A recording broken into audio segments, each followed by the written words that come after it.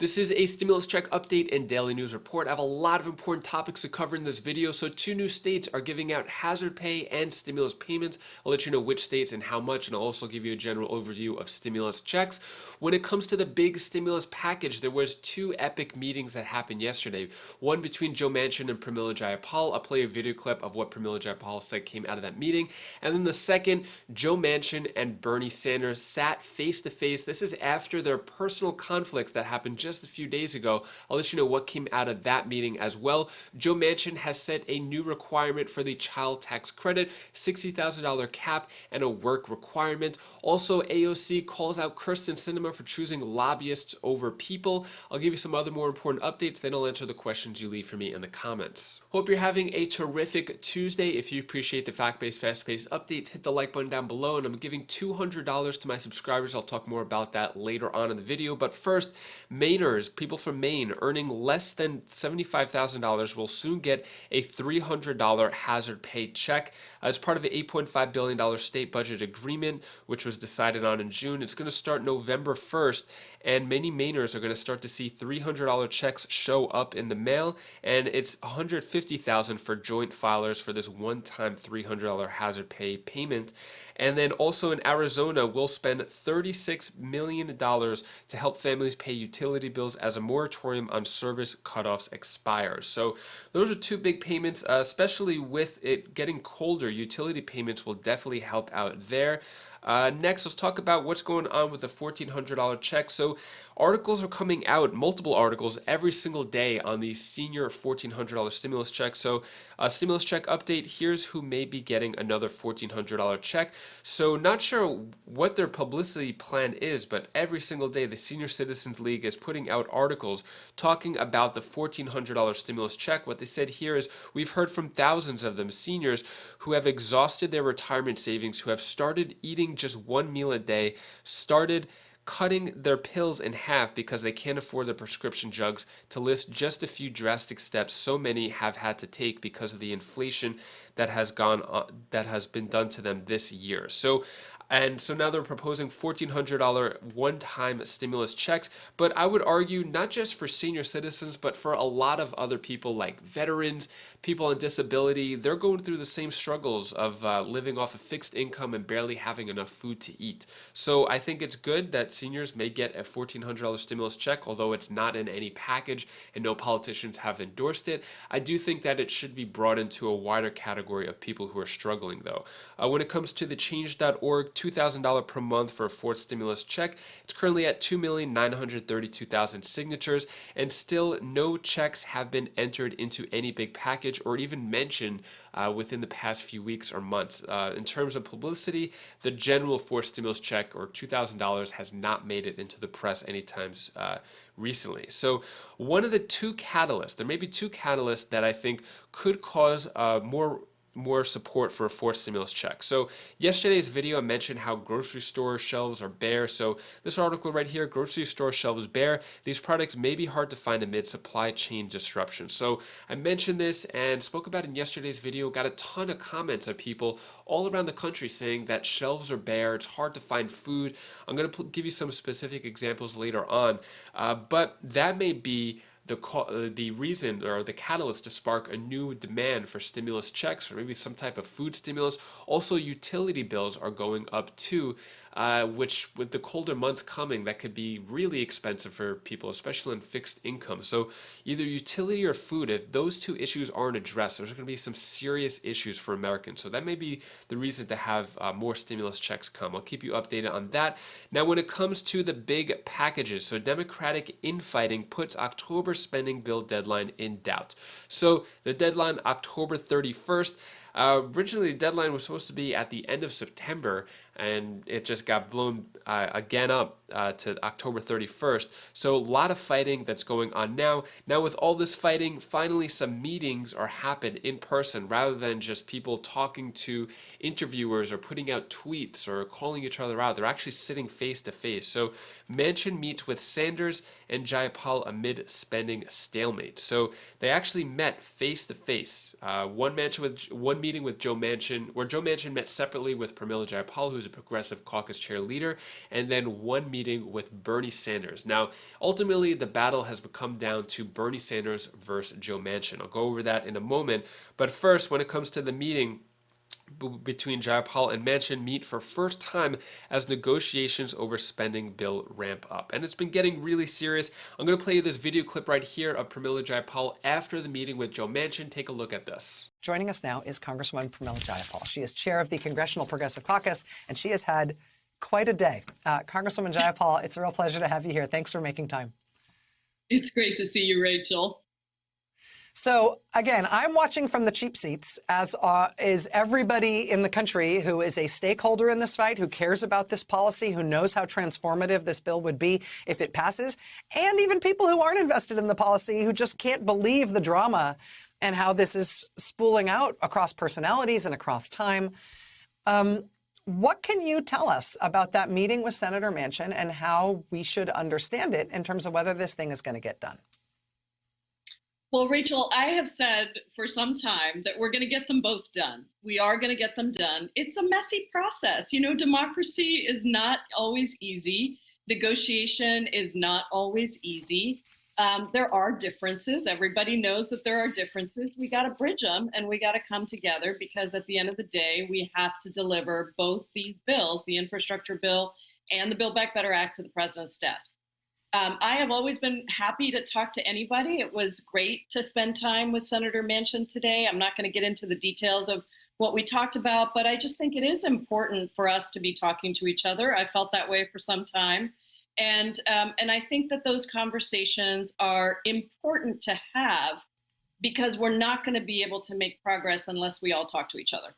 And so that's what today was about. Also, you know, meeting with the president and really, again, this is the president's agenda, and I am really proud of the Progressive Caucus for what we did to actually get the Build Back Better Act back onto the table and have us negotiating on it, have a real discussion around it. Because unlike the bipartisan bill, which you and I talked about, and I think we were both kind of skeptical, honestly, that it was going to get done, but it took 5 months and eventually it got done. But this also has really only been 2 weeks of negotiation. It's only since the Progressive Caucus said we're not going to do one without the other that we then were able to get people to take this negotiation seriously and come to the table. And that's what we're doing right now. I'm not saying it's going to, you know, I don't know that it's going to be done tomorrow, right? We're going to keep having these conversations. I'm back at the White House tomorrow with some of my progressive colleagues. I know the president's also doing another meeting with some of the other centrist Democrats. But this is important. And I do think it's important that the president himself has been really engaged, because as I've been saying on TV, I said it to him directly. He thanked me for this. It's the president's agenda. This is the agenda that Joe Biden ran on, the Democrats ran on. And now we have to deliver it, all of us. And he is at the center of that. And he is working very hard to get us to resolution. Do you believe that Senator Manchin wants to pass the Build Back Better Act? You said at the very top of your remarks there that you believe that both of these things will pass. If he doesn't want Build Back Better to pass, it won't pass. Do you believe that he wants a bill and it's just a matter of finding what it is exactly that he can say yes to? Yes, I do believe that. And I don't think he would have all those discussions if that wasn't the case. There are differences. Some of them have been reported in the papers. There are differences in terms of what our states. I mean, one of the things that's always interesting for me when when I'm talking to people that are from very different states is just to listen and hear. Okay, what is it like in your state, and vice versa. And so I think that is an important part of getting to understand where somebody's coming from in any negotiation that I've ever been in. And I think, obviously the main negotiations have been happening primarily between the two senators and the White House, and then between us and the White House. But this was an important step for us to listen to each other directly and to be able to say that, for example, for me to be able to say, yes, I do believe that Senator Manchin wants a bill to pass. Is it a different bill than the bill I want to pass? Yes. Are we going to get to some resolution? I believe so. but it may take a little bit of time. It may look opaque on the outside, and it may be frustrating because, I don't think anybody's going to get everything they want. And I think that is true. That is the reality. But can we do something that is truly transformative for the country, that really does provide universal childcare, pre-K, home and community-based care, a real investment in climate? I mean, all of the things, housing, all of the things we've been talking about, I do think that we will deliver something very transformative for the country. I really do. What are your thoughts on what Pramila Jayapal had to say about the meeting with Joe Manchin? Are things going to get done? Are we going to see some type of action being taken? Let me know your thoughts on that down in the comments below. Next, let's talk about the big meeting between Joe Manchin and Bernie Sanders. So the fight between Joe Manchin and Bernie Sanders over the Biden agenda is getting very, very personal. So before I get to the meeting, just want to give some build-up and backstory what happened here. So this is what Bernie Sanders said in a newspaper in Joe Manchin's state, West Virginia. So he wrote an op-ed here. He said, poll after poll shows overwhelming support for this legislation, yet the political problem we face is that in a 50-50 Senate, we need every Democratic senator to vote yes. We now have only 48. 2 Democratic senators remain in opposition, including Joe Manchin from West Virginia. Then Joe Manchin responded, or actually he goes on further and says, Congress should proceed with caution on any, or actually, sorry, this is what Joe Manchin said. He said, Congress should proceed with caution on any additional spending and will not vote for a reckless expansion of government programs.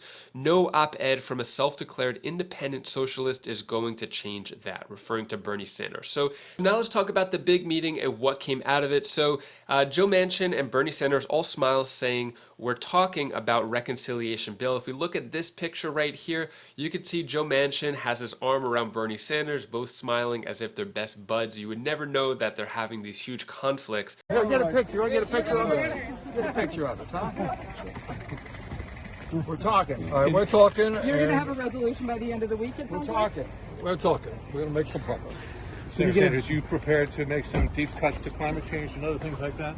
All right, guys, just watch the vehicles, please. Come on out. That vehicle's going to come out. So what came out of this specific meeting? So if we look here, basically Joe Manchin said we're talking in a statement, and then Bernie Sanders again stated that we're talking, and then moments earlier, Sanders told reporters, I think there is a general feeling that negotiations have been going on for month after month after month, and that it is time that we brought this thing to a head as soon as we possibly can, and I would hope that we're going to see some real action within next week or so. So not really talking about what came out of that meeting, basically just saying we're talking, and Bernie Sanders saying that hopefully we could get to a solution within the next week or so. Well, we have an October 31st deadline, although there's no consequences to that October 31st deadline. I guess one of the consequences is every deadline that just blows by, the American people is just more distrustful of Congress and of our government. Also, Senator Joe Manchin is demanding Biden's child tax credit come with an income cap around $60,000 and a work requirement, report says. So this is, we heard that Joe Manchin wanted to have some restrictions with the child tax credit, which is paying $250 to $300 per month, depending on the kid's age. But let me know your thoughts on this. Do you think that a cap, meaning that anyone making more than $60,000 should not get a child tax credit, and that a child tax credit should have a work requirement? Let me know down in the comments below. Is this a good idea, bad idea, or should it just be open to everyone as it is now? Let me know your thoughts on that. So AOC accuses Cinema of putting lobbyists over people and shows off higher fundraising hauls. So if we look at this tweet right here, so AOC said, it's 2021. You don't have to put corporate lobbyists over people to legislate, fundraise, and win. It's insulting to tell everyday people who work tirelessly for a majority that they must suffer insane drug prices, no voting rights, and climate disaster for political convenience, and then shows that AOC got more money than Kirsten Cinema. So there's been an ongoing I guess, battles with progressives saying that Joe Manchin's wife is getting $1 billion for her Appalachian committee. Kirsten Cinema is accepting, I guess over $1 million in lobbyist fees and for campaign donations. Maybe that's the reason why Kirsten Cinema is not on board, because she's being paid not to go with the bill. A lot of things like that, although nothing confirmed, but many progressives are calling them out, calling out the centrists. Next, I'm going to answer the questions you leave for me in the comments. Rebecca Pear says, "Hey Dave, are you kidding me? I went shopping a couple of days ago and a 3-pound pot roast that was more fat than meat was $42.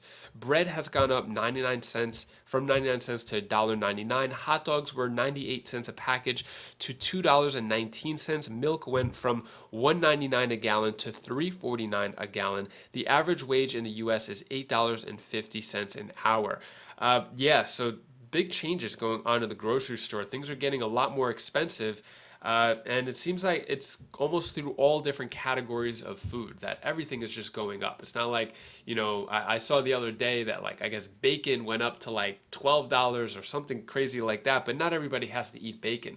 But it seems that almost everything is like that. So thanks for pointing that out.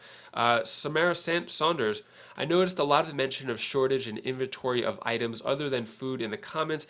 Is there anything addressing this?" So in terms of the supply chain crisis, looks like 40% of America's goods comes from the California ports, which is where there's dozens of ships that have probably millions of goods, of shipping containers that are waiting to get into the US and get into grocery stores or stores in general. So, and once that issue is solved, then I think then there won't be a shortage of other things, I think. I don't know, but they're saying that they're working on it. Also, be aware, more scammers here. Doesn't even say my name. It just has my logo and then WhatsApp. So yeah, please, no one fall for that. It's not me. Tara Kraus, "What about people drawing SSDI? We are being left out of everything, so it seems." I agree. People on SSDI living on a fixed income, not enough to keep up with the inflation, not enough to keep up with rising food prices. I agree. There definitely needs to be something done for SSDI, as well as some other groups as well. Anyways, that is all the stimulus news I have for you today to hopefully brighten your day a bit. Here's my daughter Bella's tip of the day. Hi guys, this is Bella. This is the tip of the day. I want to tell you one thing that you should do. When you want to do something, you have the power to do whatever you want. Unless, one thing, you believe in yourself. That's the only trick. So that's all I wanted to tell you for today. Bye. This is the Bella. Thank you so much for watching. So as I mentioned before, I'm giving out $200 to my subscribers. The only way you need to enter, I'll have details and instructions down in the description below. So below this video, click the Show More tab, and you'll see you just need to be subscribed to this channel, Wise Flies, my other two channels, Wise Buys and Wise Vibes, and then a link to a video of where you would have to comment, and then I search for your comment on that video. So I have all of it written out down in the description below. Very simple, just 3 steps. And if you want to check out any of my other videos, you could click up here. I actually just published this one. It's on my Wise Buys channel of satin pillow covers that I got.